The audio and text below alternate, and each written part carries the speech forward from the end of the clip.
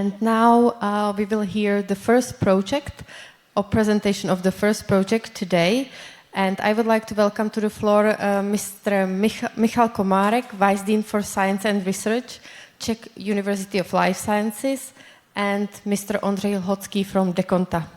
Gentlemen, the floor is yours. And you will present MetalRem project, and we are looking forward to hear more details about the project. Yes, you can. Good afternoon, ladies and gentlemen. First of all, I would like to thank the organizers for inviting us to present our project, which is funded by the EEA grants and the Technology Agency of the Czech Republic.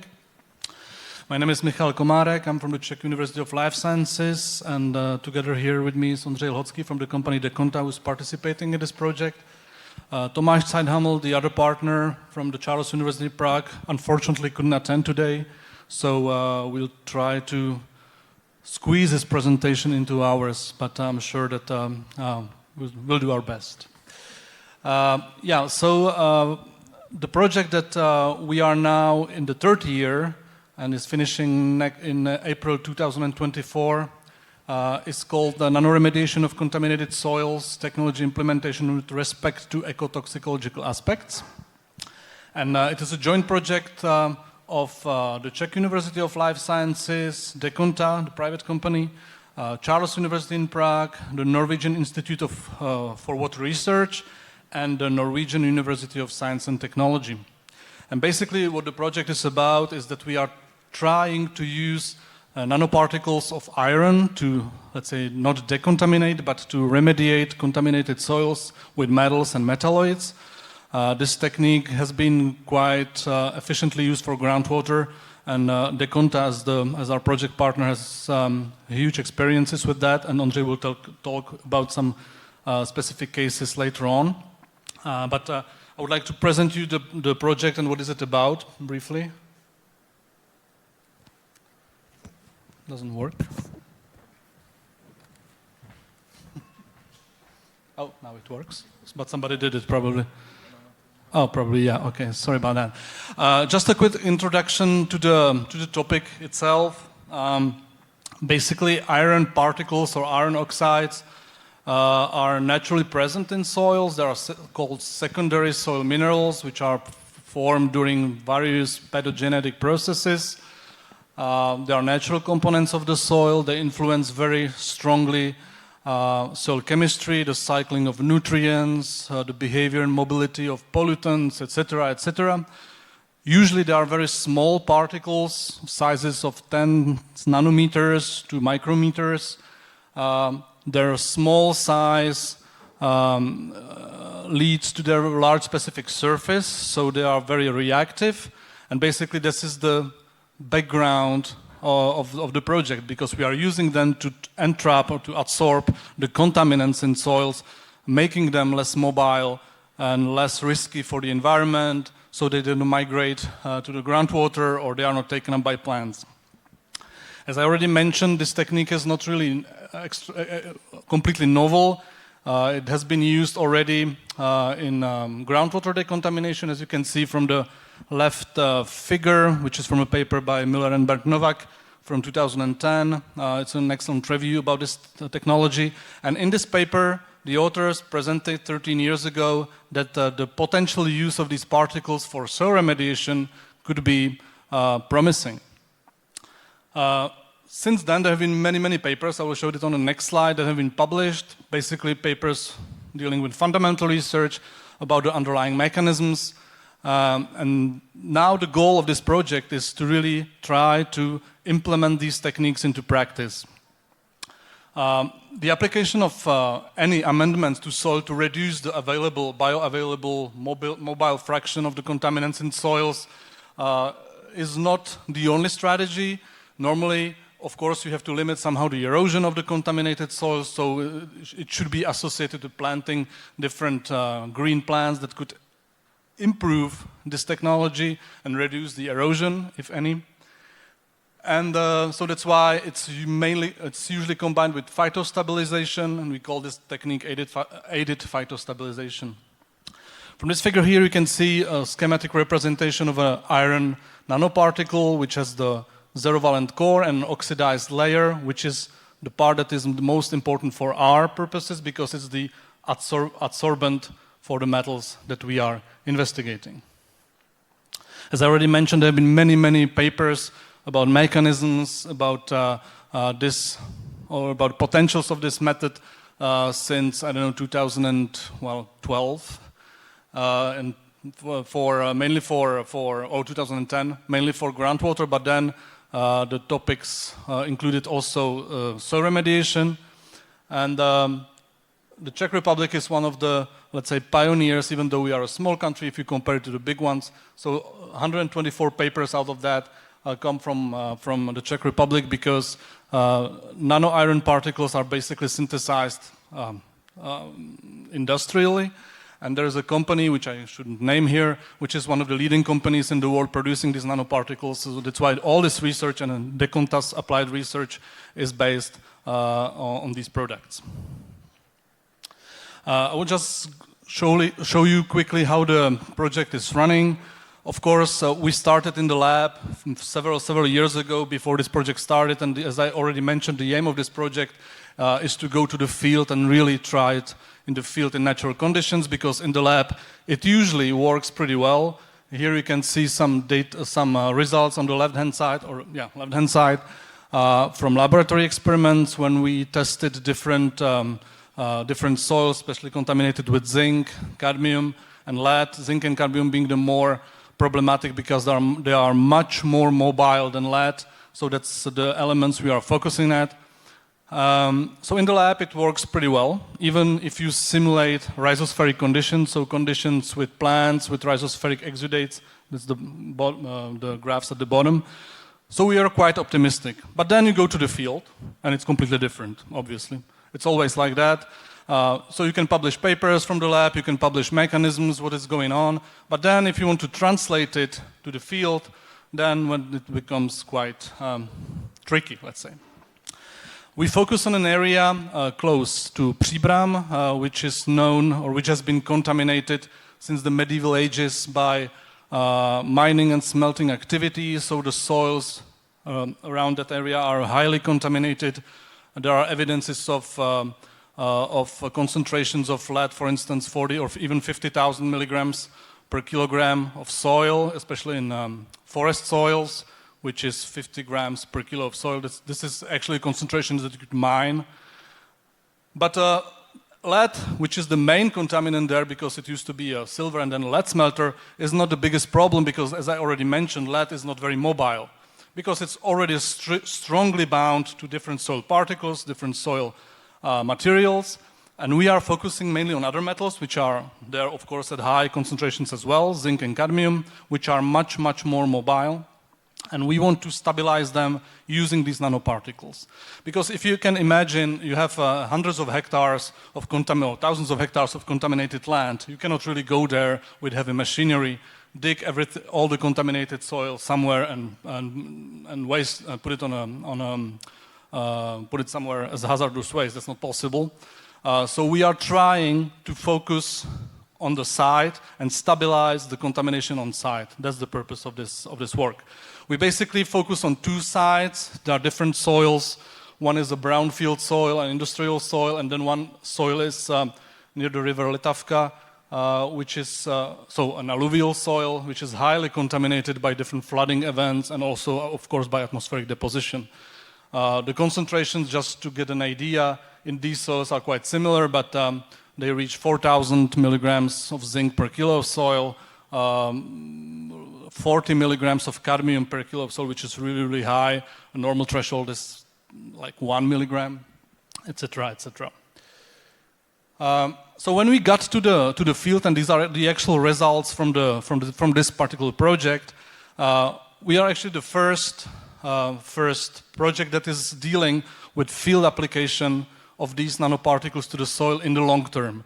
The long-term application that you saw on the last slide will take place, will be there like basically for 3 years. Now we have data from 1 year. Now we are working on the second year data, but we already have data for 1 year, which is quite unique already.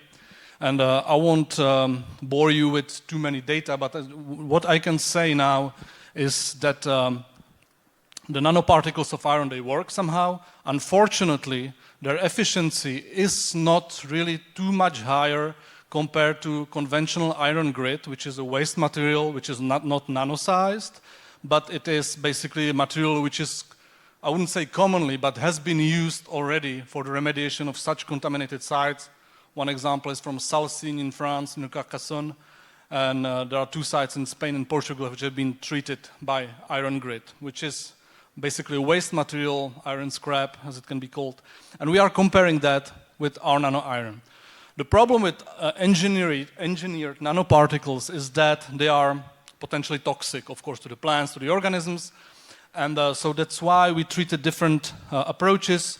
We added also thermally treated sewage sludge, which was quite clean for a sewage sludge, which is a biosolid that serves as a source of nutrients and organic matter to the organisms to improve these conditions.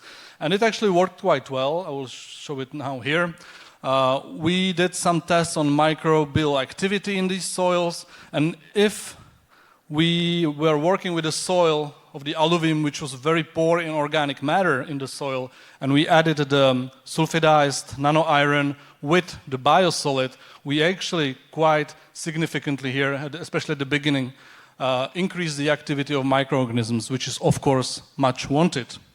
We also did some tests with earthworms, which is a standardized test. We call it avoidance tests. Basically, you have a compartment with the soil, treated, non-treated soil, whatever you want. You put the earthworms in there and you basically are observing them, how they migrate towards or away from the amendments. And actually, again, here in the low organic soil of the alluvium, you can see that there was a huge attraction of the earthworms towards the nanoparticles with the sewage sludge. The problem with nano-iron is that, if you remember the first slide where I showed you the crust or the core and the crust, the layer which forms the iron oxides that are the most important for us because these are the sorbents for the metals. The problem is that we have, and we know, many types of iron oxides in the soils. And again, if you put the iron nanoparticle to the soil, it is very reactive, it starts oxidizing quickly, and it forms different iron oxides which have different properties. And depending on the type of the soil, depending on the microbial activity, we can observe which oxides are being formed. This is another part of the study, I won't bore you with that, but we are looking also at that. Of course, we have first ferrihydrite, which is formed. Ferrihydrite is the amorphous phase. It's a precursor of the crystalline iron oxide, such as goethite, etc. And they have different properties for adsorption and toxicological properties as well. Another let's say, issue is that we don't really know whether the plants are taking up the iron oxide or the iron nanoparticles. And this is quite problematic because, of course, in the environment we have iron present in the soil solution naturally because it's a nutrient, it's a micronutrient from the plants. And we wanted, of course, to look or to investigate the fate of these nanoparticles in this plant-soil continuum. And this is quite tricky because you cannot really say, if you analyze the plant, you have certain concentration of iron and you don't know if it is iron coming from the natural sources or whether it is iron coming from the applied nano-iron particles. So for that purpose we are using isotope methods. Basically we synthesize nano-iron from a monoisotope 57 and we gave the plants 56 iron in the Hoagland solution. So 2 different irons with 2 different isotope fingerprints, and we are able to see that if we add the nano-iron in the form of 57, we change the natural abundance of iron isotopes, which means the plants are actively taking up nano-iron. The problem is we still don't know whether it's particulate nano-iron in the plants or if it is dissolved from the nanoparticles. This is something we are looking on now using advanced Messbauer techniques. We started working on the Messbauer at the University of Palacký in Olomouc. The problem there that the technique itself is not very sensitive. We need much higher concentration, so now we apply it from beam time at the European Synchrotron in Grenoble in France, and there we will investigate these phases directly in the plants. Another thing that we are looking at is the problem with aggregation, because nanoparticles in general, not only iron, they tend to aggregate in the environment, and when they form aggregates, they are of course less efficient, which means that we have to somehow limit this aggregation using different composites, for instance. For that purpose, we are using different biochar composites. Biochar is a pyrolyzed organic material, which is now commonly used in for different purposes. And we basically synthesize this composite of biochar with the nanoparticles, which you can see approximately here, which is like a scanning electron microscope, how the particles which are white are distributed along the biochar surface. So it should help. Now we are in the middle of looking at that.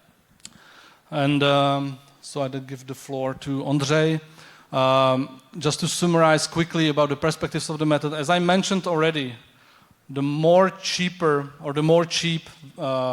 technique is to use iron grid, but the problem is that we still don't have data in the long term, and we have already evidence of the iron grid after 5 years that the recrystallization of these phases led actually to release of contaminants, and we don't know whether this is going to happen with the nanoparticles. So maybe in the long term they could be more promising, but we don't know yet, of course. Unfortunately, the project is only for 3.5 or 4.5 years. 3.5, now I'm confused. 3.5, thank you. So it's not long enough, but of course we'll continue somehow because we already applied it to the soil, so we have to look at that. But as I said, in order to evaluate the efficiency, we know to understand completely the mechanisms which are behind it. And if you do it in the lab, it's fine, because you are under controlled conditions, that's perfectly fine. The problem is when you go to the field and you have many, many other influences, so we have to look at from a different perspectives and etc.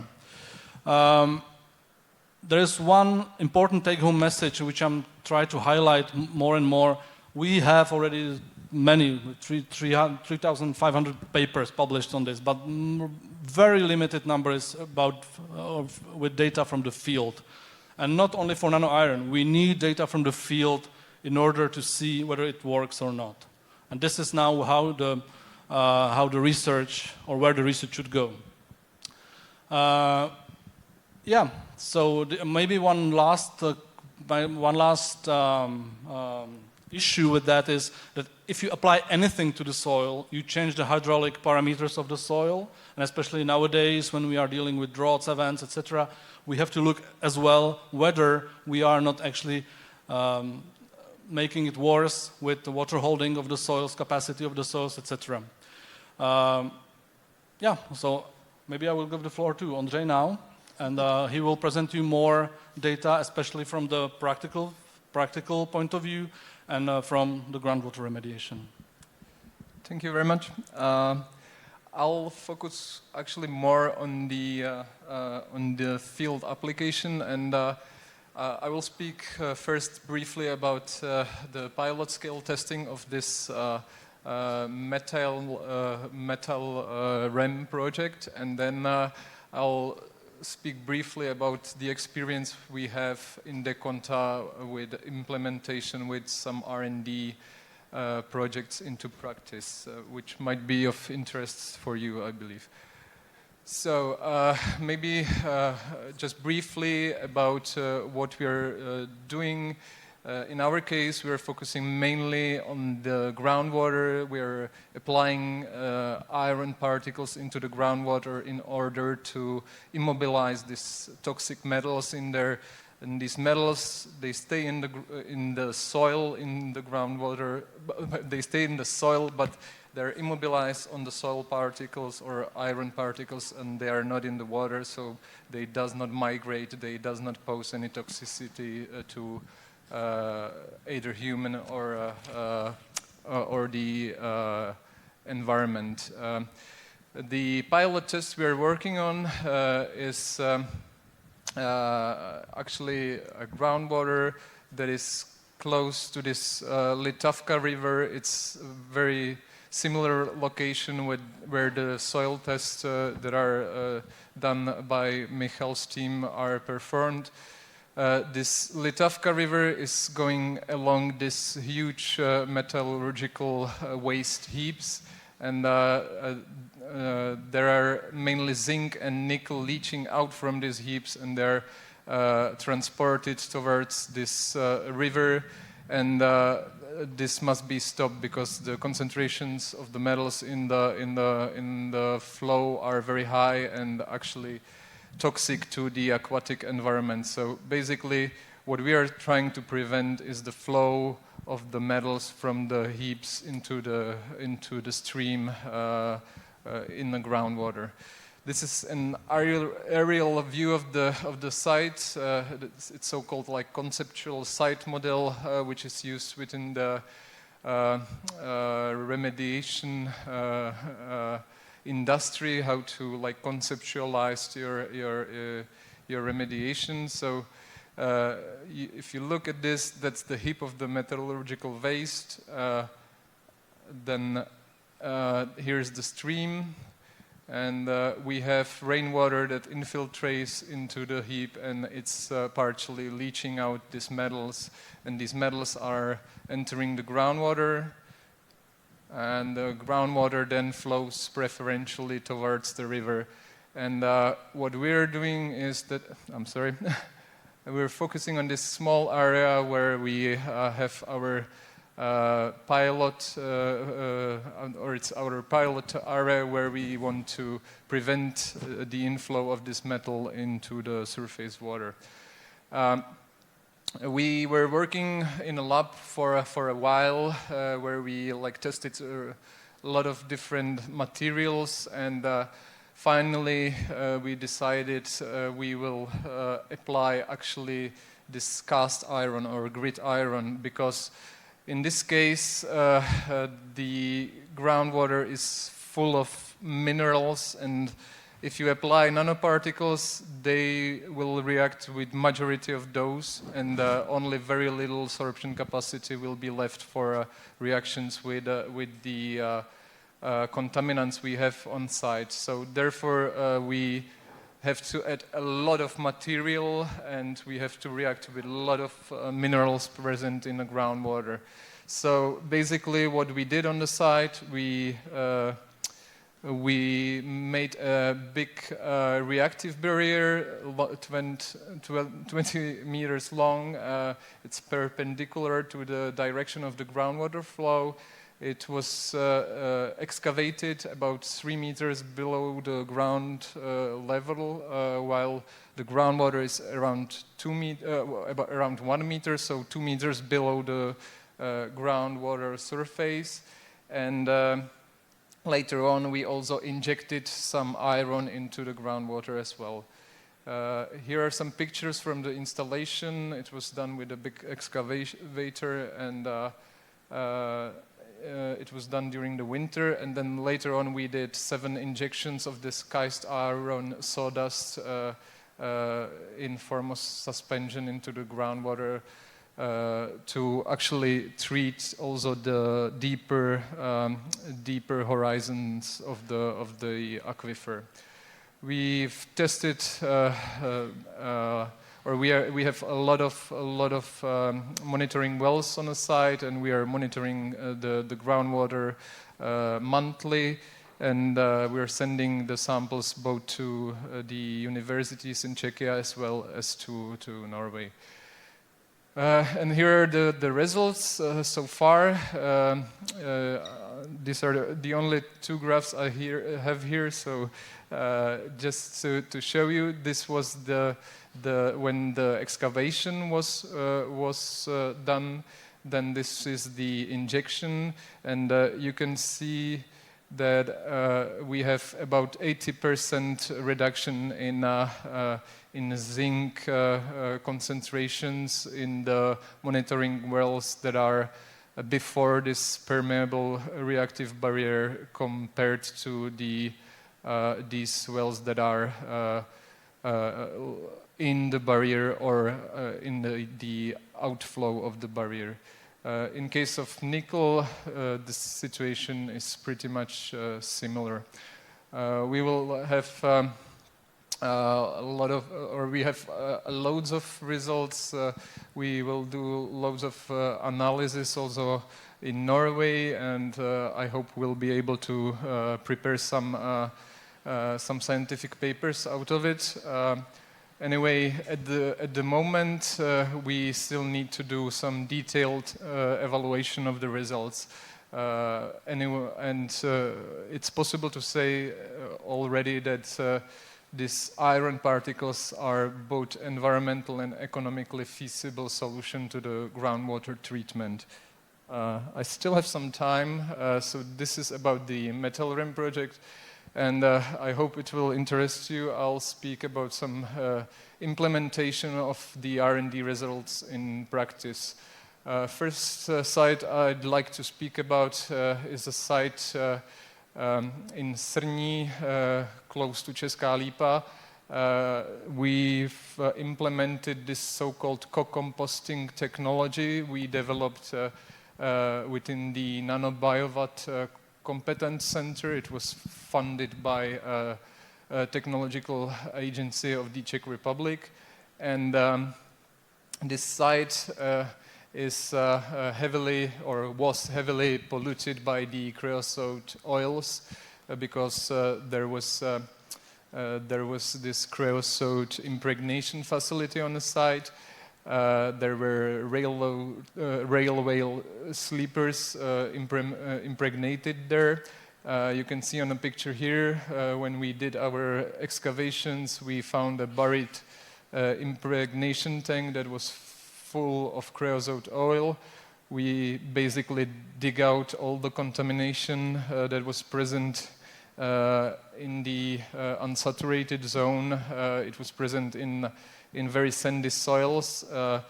In total, there were about 300 tons of PAHs, the main contaminant there, as well as about 400 tons of oil substances. And all this contaminated soil was treated via this so-called co-composting technology that was developed within the R&D.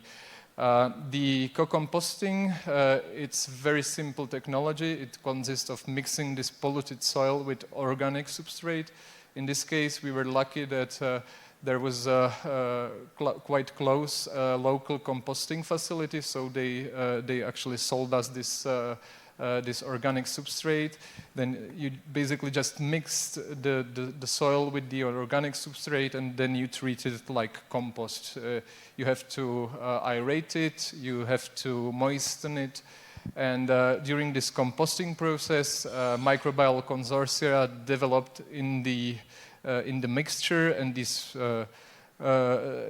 consortia is able to degrade both the organic substrate that are present in the organic matter provided in the compost, but they are also able to degrade this contaminant. So these microbes, they degraded all the PAHs, or not all, but about 85% of the PAHs that were present in the soil, and also the organic matter.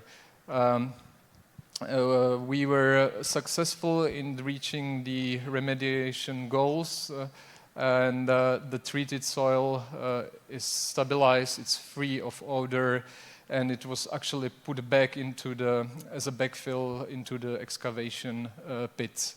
You can see an aerial view of this like homogenization of the contaminated sandy soils. There were big rows on the site. Oh no, this is actually, these are the rows that were placed on the insulated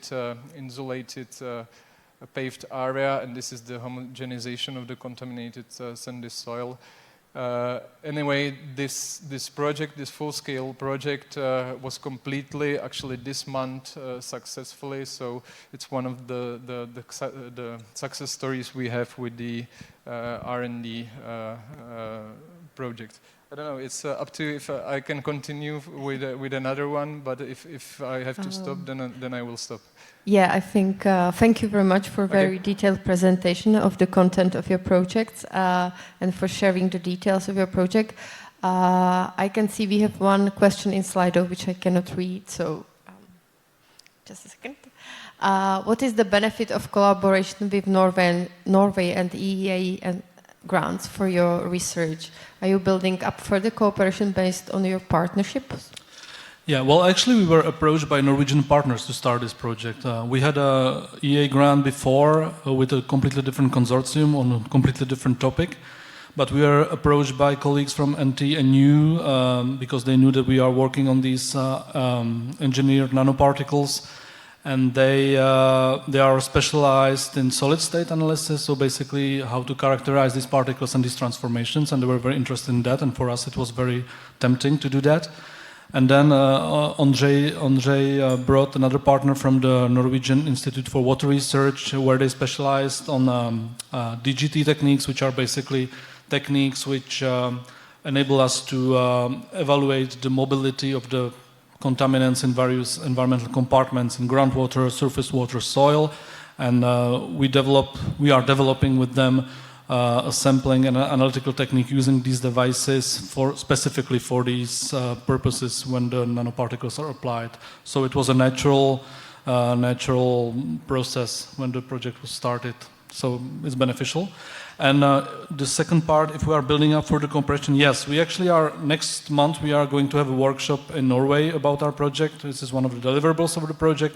And we already are discussing with our project partners how we should go on, and how they already have some other ideas, and we have some ideas. So hopefully it will meet somewhere, and we'll continue on this collaboration. So you've seen a lot of opportunities under Horizon Europe Cluster Sure. 6. Sure. So you can apply. And I have a question for Deconta.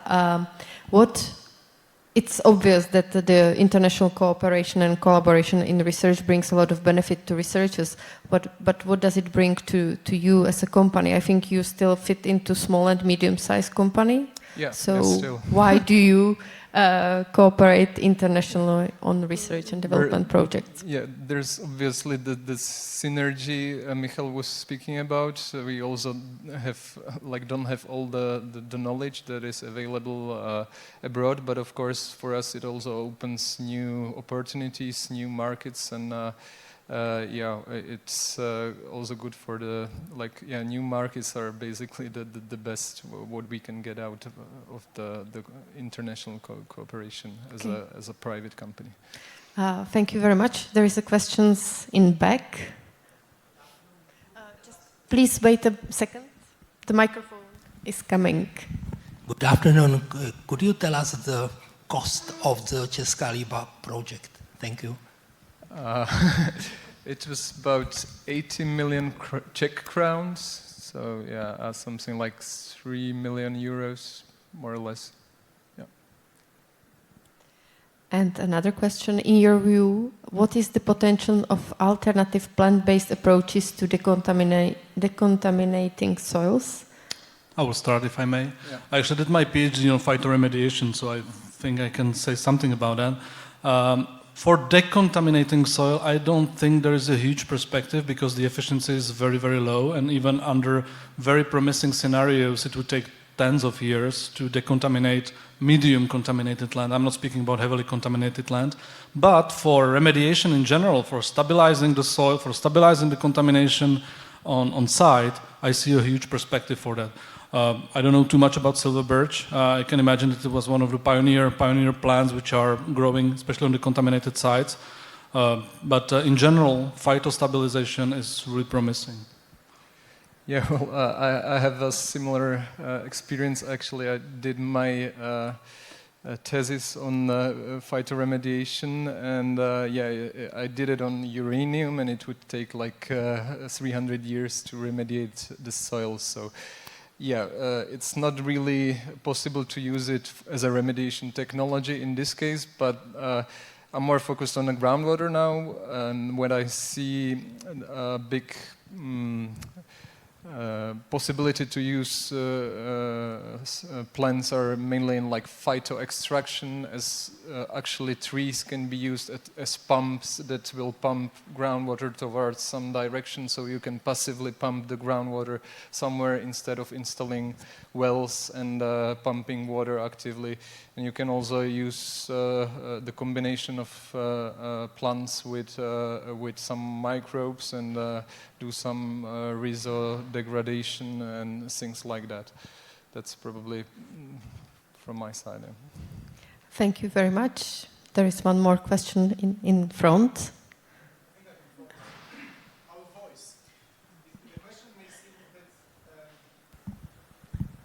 Well, I'll start with this. We're witnessing a ecocide in Ukraine now, and slowly, next to the news about human tragedy, there's more and more information about. Well, I see you nodding. You know where I'm going. So there's some information about what's happening to soils there and so on. So all of a sudden, this is becoming, it's been always a very important line of work. But I wonder, what is your view? What will happen to your line of work? What may happen once the conflict stops and the energy will go into bringing the country back on its feet? Well, yeah, you are completely right. It's not only a human disaster, it's also an environmental disaster, what is going on there. And I think that I'm not speaking about remediation because I cannot really imagine in my lifetime that I will see the sites remediated. But it will take several years or even decades only to monitor, probably, and monitor the risks which will be there. And you will have contamination with everything there. Probably Andrzej has more experience on that. But it's not going to be only inorganics. It will be huge organic contamination. After there are already evidences now which are quite, let's say, I don't know how reliable it is, but after the tragedy at the dam, there were some problems with the industry which is around, and all the contamination spread in the area. And we actually, at our department, we now have a Ukrainian colleague who is working with us, part of the Marie Curie program. And I talked with her about that, and she's very, very worried about that. I'm sorry for the general answer, but I cannot say more. But I think it's going to be very problematic only to monitor what the levels of contamination will be there. Yeah, actually, the owners of the Konta company are quite active already in Ukraine now. So they're actually going there. We have colleagues that've been there. We do have samples actually from Kakhovka already, and now we're trying to help and do what's possible at the moment. But for sure, there will be a lot of work later on.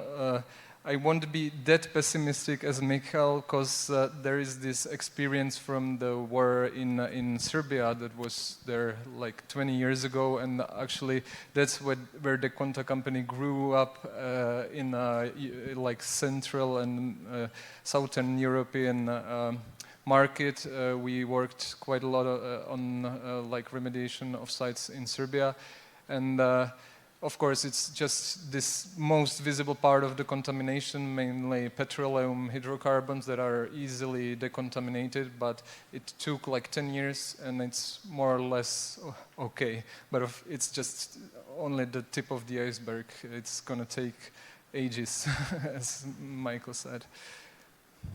Okay, thank you very much for this interesting discussion. I have to stop it now because we are behind the schedule a little bit. So I announce the very short break. Please be back at 10 to 3, and you can continue the discussion with the representatives of MetalRem project during the welcome cocktail or the dinner or during the coffee break. So please be back at 10 to 3. Thank you.